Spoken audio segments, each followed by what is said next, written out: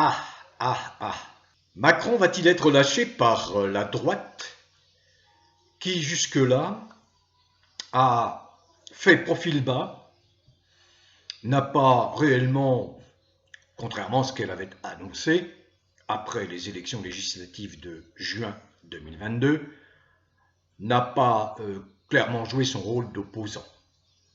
On s'en est aperçu à maintes reprises à propos de lois infâmes, scélérates. Les lois macroniennes, par définition, sont des lois infectes, immondes, scélérates, le produit de l'imagination de déviants, complètement détraqués sexuellement, qui veulent imposer leur comportement contre nature à l'ensemble des Français. Mais ils n'y parviendront pas et il y aura certainement un violent retour de bâton. Mais ça, c'est une autre histoire, mais je ne lâcherai pas prise, car il y va de la santé, de la vie de nos enfants, des enfants français. Voilà. Mais j'y reviendrai, je ne lâcherai jamais le morceau. Ces dézingués, ces détraqués sexuels sont en train de pourrir ce qui fait l'essence même de l'équilibre d'une société, d'un groupe humain, c'est-à-dire que ce groupe humain, s'il veut survivre, s'il veut mettre en place un fonctionnement harmonieux, eh bien il doit respecter, c'est le b.a.-ba, les règles naturelles. Voilà, donc ces groupes ultra minoritaires, une poignée de déviants, par définition, sont en contradiction avec l'essence même de la nature innée. On a l'impression, d'après quelques informations glanées ici ou là, eh bien que la droite semble exaspérée. Je vais faire un lot. Pour moi, la droite, c'est le Rassemblement national et les Républicains. Je parle pas de tous ces godillots insignifiants, insipides, indigents du bulbe qui soutiennent le type qui s'appelle Macron, dont on sait qu'il est en grande difficulté à titre personnel à propos de l'affaire Brichel. Mais on en reparlera certainement d'ici le 19 juin, date capitale pour la vérité sur ce qui risque de s'avérer le plus gros scandale, qu'ait vécu, qu'ait connu l'État français, la France. Alors revenons à la droite. Ben oui. Je rappelle que le remarquable sénateur dans ma bouche, traiter un sénateur de remarquable alors que je combats l'existence même du Sénat, ça a quelque chose de peut-être un peu croustillant. Mais j'apprécie l'homme Alain Houpert. Il est côte-d'Orient, il a les pieds sur terre, il est pétri de bon sens, ce Toubib, ce médecin, je crois qu'il est radiologue, me semble-t-il. Il est sénateur. Et il a saisi le Conseil d'État en compagnie de Nicolas Dupont-Aignan, qui intervient souvent à bon escient, ce souverainiste, qui s'indigne. Il y en a beaucoup à gauche qui ne se sont pas indignés comme l'a fait Nicolas Dupont-Aignan dans l'hémicycle. Donc Nicolas Dupont-Aignan et Alain Houpert ont saisi le Conseil d'État pour dénoncer l'illégalité de l'aide financière et de l'apport de matériel d'armes à l'Ukraine, qui, je le rappelle, est sous le joug d'un détraqué, dézingué, d'un fou sexuel qui s'appelle un grand copain de Macron, parce qu'ils appartiennent tous à ce mouvement ultra minoritaire, qui veulent nous faire prendre des vessies pour des lanternes, nous faire avaler toutes les couleuvres, nous démontrer que nous, les hétérosexuels, nous sommes en fait anormaux. Eux sont normaux. Bref. Il est l'artisan, ce Zelensky. Bien sûr, c'est une marionnette de la CIA, des États-Unis, de l'OTAN, mais de la destruction massive de ce malheureux pays, Ukraine. Et les Russes ont bien eu raison d'aller défendre les populations russophones qui, depuis 2014, sont sous le coup de crimes perpétrés par les néo-nazis ukrainiens. Vous savez, l'Ukraine a un triste passé nazi. Bandera, ça dit quelque chose à ceux qui connaissent bien l'histoire de la Deuxième Guerre mondiale. Donc, voilà, nous en sommes à un point où on voit des initiatives, on constate des initiatives prises. Je parlais donc de Alain Houpert, et plus récemment, là, j'ai évoqué dans une dernière vidéo, j'ai évoqué l'initiative de Xavier Bellamy, le député européen LR, en concurrence avec la von der Leyen, qui a maille à partir avec la justice, avec son acolyte Bourla, le PDG de Pfizer. Donc Xavier Bellamy est en concurrence directe, puisqu'il appartient au même groupe européen, au Parlement, que von der Leyen. Et là, eh ben, Xavier Bellamy a pris l'initiative de proposer un amendement, j'en ai parlé, qui dénonce la gestation pour autrui voulue par M. Macron dans les lois françaises, pour encore pourrir davantage les lois françaises. Vous savez, le Fogiel, là, l'agité Fogiel. Vous êtes tous, il n'y a que les friqués, hein. Les friqués ont imaginé qu'on pouvait acheter le ventre des petites filles pauvres pour se faire un gosse, alors que biologiquement, les couples homosexuels n'ont pas la possibilité de faire des enfants. C'est comme ça qu'ils l'assument. Mais non, ils ne l'assument pas. Ils veulent tout. Vous savez, le beurre, l'argent du beurre, ils veulent tous les avantages, alors que biologiquement, eh bien, un couple homosexuel est dans l'incapacité totale, naturelle, de faire des gosses. C'est comme ça. Et ils ne l'acceptent pas. Et ils veulent nous dire, nous faire accepter des lois infâmes. Bon, j'en ai parlé. Je vais pas m'emporter à nouveau. Mais je trouve ça fort de café, quoi. On nous prend vraiment pour des cons. Vraiment pour des cons. Quoi? Ben non, voilà, un couple homosexuel ne peut pas avoir d'enfant, donc il n'a pas d'enfant, et il n'a pas à inventer une loi qui s'assimile à de la traite des êtres humains, et c'est ce qu'a fait voter, bravo à lui, Xavier Bellamy, c'est-à-dire il a dit au Parlement européen, non, on ne peut pas accepter ça, c'est la marchandisation des corps, c'est l'esclavage de femmes pauvres, c'est inadmissible. Bravo. La droite. Ça contrarie énormément les dézingués macroniens, à commencer par le principal intéressé, Macron, et son acolyte Attal, qui n'en est pas à une connerie près, comme son autre acolyte, ex-mari séjourné. Parce que oui, ils sont ensemble, hein. Ils sont ensemble. Bref. Déjà, la Borne avait je crois, une ministre ou une sous-ministre qui était sa compagne. Vous voyez un peu comment on est gouverné en France, mais tout ça, le monde entier le voit, le sait, le commente, l'analyse. Se dit, mais la France, ils sont tapés, ils sont tarés, quoi. Et après, on vous traite de tarés quand vous dénoncez ça. Eh oui, il y a des données, des repères qui sont absolument incontournables. Voilà. Le monde est peuplé de 95% d'hétérosexuels qui n'ont pas envie d'adopter une autre orientation sexuelle que celle que la nature leur a conférée, leur a donnée. Donc revenons à la droite. Je ne perds pas le fil. Il y a cela, il y a les petits commentaires. Par exemple, la condamnation de Fillon a été très mal perçue dans son camp, parce qu'on soupçonne Macron d'être à l'origine des ennuis judiciaires de François Fillon pour l'empêcher de gagner l'élection présidentielle de 2017. Eh oui, ça laisse des traces. Les coups que Macron a portés aux uns et aux autres finissent par se retourner contre lui. C'est logique, il y a une logique là. Hein. C'est simplement de l'énergie. L'énergie négative que vous projetez, elle a toute chance de revenir avec la force d'un boomerang sur votre gueule. Et c'est ce qui se passe pour Macron. Vous allez voir avec l'affaire Brichel. Là, la Brigitte Guette qui se dessine. Là, on a quelques semaines. Ça me fait sourire. Donc voilà, quelques indiscrétions qui sont tombées dans l'oreille de Verdi. Vous savez, Verdi, il est preneur, hein, y compris de ces indiscrétions, même s'il ne les présente pas, bien évidemment, comme des vérités, ça c'est clair. Mais je suis libre de mon commentaire. Il y a quand même de la crispation dans cette droite. Je prends le Rassemblement National, c'est 88 députés. Je prends les Républicains, c'est 62 députés. Ils se sentent de moins en moins à l'aise.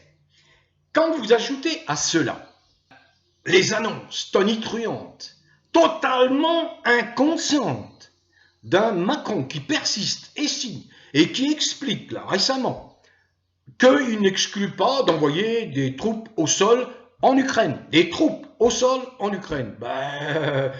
Ça ne fait que se cabrer davantage l'ours russe, qui lui va finir par ne plus rire du tout des imbécilités, de la crétinerie macronienne. Parce que lorsqu'il y aura effectivement des contingents de soldats, de militaires français sur le sol ukrainien, ça voudra dire que la France aura déclaré de fait la guerre à la Russie frontalière et qui est engagée dans ce conflit contre pas les Ukrainiens, contre ces gens qui veulent absolument bloquer la renaissance de la Russie. C'est-à-dire la CIA, les États-Unis, quand on voit ce qu'il se passe à Gaza, ils refusent de dénoncer le génocide qui se produit à Gaza.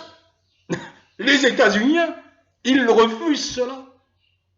Donc, ce va-t-en-guerre, j'ai publié une vidéo là, il y a quelques jours. Un général, le général Pellizzari, qui a porté plainte auprès de la Cour de justice de la République parce que Macron n'avait absolument pas le droit d'envoyer des armes, des matériels, des équipements qui font défaut à la défense nationale française. Le territoire français, si, ce qui n'arrivera pas, était envahi par une puissance étrangère, eh bien, s'il est envahi ce territoire, l'armée va se trouver fort dépourvue parce qu'un cinglé nommé Macron a envoyé les 3/4 de nos matériels militaires en Ukraine, en plus de l'argent. Alors l'argent c'est quoi? Vous vous rendez compte? 3 milliards. 3 milliards. Un petit détour. La droite est réputée pour être très sensible à la gestion financière de l'État. C'est vrai qu'elle est plus pointilleuse, on va dire, que des gouvernements de gauche plus larges, et je ne leur en fais pas le reproche, mais plus larges, théoriquement, parce qu'il faut soutenir tous ceux qui souffrent, tous ceux qui n'ont pas les ressources nécessaires pour vivre, voire survivre. Mais la droite est très sensible. On dit la droite est plus gestionnaire. Et ça irrite.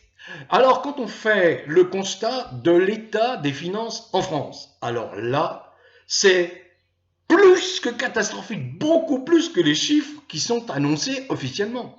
Et là, je me réfère à quelqu'un qui a autorité pour décrire la situation. C'est un analyste financier de renom qui s'appelle Marc Toiti. Que dit Marc Toiti? Marc Toiti. Il dit « C'est complètement fou. La dette publique totale de la France est supérieure non pas à 3100 milliards d'euros, mais à 6500 milliards d'euros, soit 238,5% du PIB, du produit intérieur brut, la richesse produite par les Français, et 460% des recettes publiques. » Alors, on ne peut pas soupçonner de Marc Toiti d'être un type qui est un complotiste, un conspirationniste. C'est plutôt quelqu'un qui est habitué à côtoyer des gens de la finance, de l'économie, qu'on trouve majoritairement avec des idées de droite. Donc c'est Marc Toiti. Bien sûr, je vais mettre le lien. Marc Toiti qui dit qu'en réalité, la France est en état de faillite. Alors ça inquiète bien évidemment les milieux financiers et les agences de notation traînent des pieds pour abaisser leurs notes. Mais la France va devoir se financer sur le marché mondial. Or, si elle n'est pas suffisamment solvable, eh bien, elle va emprunter à des taux bien plus élevés. Voilà ce que relèvent les économistes, notamment Marc Toiti. Donc la droite n'aime pas ça. La droite dit attention, là on n'accepte pas. La gestion absolument, on ne veut plus de l'impéritie d'un des leurs qui s'appelle le maire. Il ne faut pas oublier que le maire, c'est un type qui vient des Républicains, ministre des Finances de l'économie et des Finances depuis 7 ans. Ça, il n'a pas changé de poste. Il paraît-il qu'il y a des dissensions entre Macron et le maire. Moi, j'y crois pas trop. Tout ça, c'est du cinéma, c'est du théâtre, pour amuser la galerie, pour distraire l'attention des uns et des autres. Donc, quand on additionne le nombre des députés Rassemblement National plus les Républicains, ça fait 150 députés qui risquent bien de faire défaut à Macron. Semble-t-il que cette idée de ne plus mettre leurs pas dans les pas de Macron, lui évitant sa chute, eh bien, elle imprègne de plus en plus de députés de droite. Donc si on ajoute la NUPES avec ses 150 députés, eh ben, l'affaire est entendue. 300 députés qui bloquent le système et c'est fini. Macron sera obligé de prendre une décision, laquelle, soit se démettre, démission, il ne le fera pas, c'est un psychopathe. N'oublie jamais, c'est un psychopathe, c'est un fou, dangereux. Donc, il est accroché à son pouvoir comme un morpion peut être accroché à ce que vous savez. Soit il va, dans sa grande inconscience, prononcer la dissolution de l'Assemblée nationale et on retourne aux urnes pour désigner une nouvelle Assemblée nationale. Et là, il n'est absolument pas certain d'obtenir la majorité. D'ailleurs, là, il n'a pas la majorité. Il ne se maintient que grâce à la trahison jusque-là des Républicains et du Rassemblement national et de quelques autres.